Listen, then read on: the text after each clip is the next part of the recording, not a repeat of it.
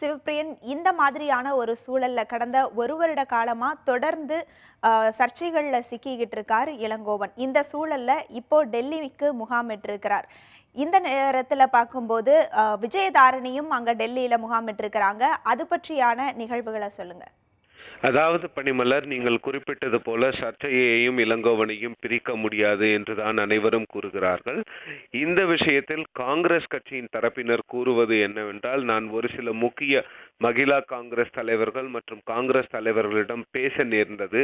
அவர்கள் குறிப்பிட்டது என்னவென்றால், ஒரு கட்சியில் நடந்ததை வெளியில் சொல்வது அல்ல ஊடகங்களில் சொல்வது, காங்கிரஸ் தலைவர் சோனியா காந்திக்கு கடிதம் எழுதுவது சரியான ஒரு நடவடிக்கை. ஆனால் அதை ஊடகங்களில் வெளியிடுவது போன்ற விஷயங்களை விஜயதரணி செய்திருக்க கூடாது என்றும், விஜயதரணி இதை ஒரு பர்சனல் ஃபைட்டாக, ஒரு ஈகோ ஃபைட்டாக இதை எடுத்துக்கொண்டு ஊடகங்களில் சென்று கூறுவது, காவல் நிலையத்துக்கு செல்வது போன்ற விஷயங்களை கூறியிருக்கிறார். இதனால் அவர் மீது அதிருப்தி அதிகமாக இருப்பதாக தான் என்னுடைய தகவல்கள் தெரிவிக்கின்றன.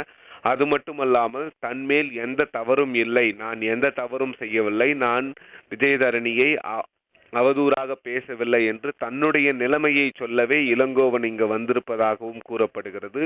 விஜயதாரணி தலைவர்களை சந்திப்பதற்கு முன் இளங்கோவன் சந்தித்து தன்னுடைய நிலைப்பாட்டை எடுத்து கூறுவதற்காக தான் வந்தார் என்று கூறப்படுகிறது.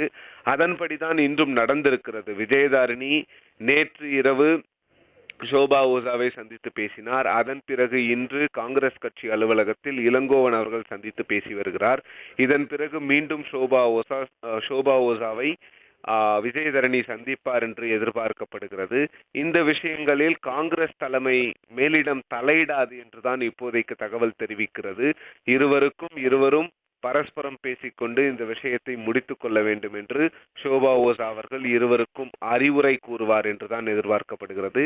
ஏனென்றால் இப்படிப்பட்ட சர்ச்சைகள் கட்சிக்கு நற்பெயரை கொடுக்கவில்லை என்று தேசிய தலைவர்கள் கருதுகிறார்கள். அதாவது கட்சி ஏற்கனவே ஒரு சர்ச்சைக்குரிய விஷயம் மற்றும் ஒரு கஷ்டமான சூழ்நிலையை சந்தித்துக் கொண்டிருக்கும் இந்த நிலைமையில் நல்ல செய்திகள் கட்சியை பற்றி வராமல் இப்படி போன்ற ஒரு அவதூறு செய்திகள் வந்து கொண்டிருப்பதால் கட்சிக்கு இது நற்பெயரை ஏற்படுத்தவில்லை. இதனால் தலைவர்கள் அனைவரும் ஒன்றுபட்டு செயல்பட வேண்டும் என்பதுதான் காங்கிரஸ் கட்சி தலைமை அலுவலகத்தில் உள்ள தலைவர்களின் கருத்தாக இருக்கிறது. பனிமலர். சிவப்பிரியன், உங்க தகவல்களுக்கு நன்றி.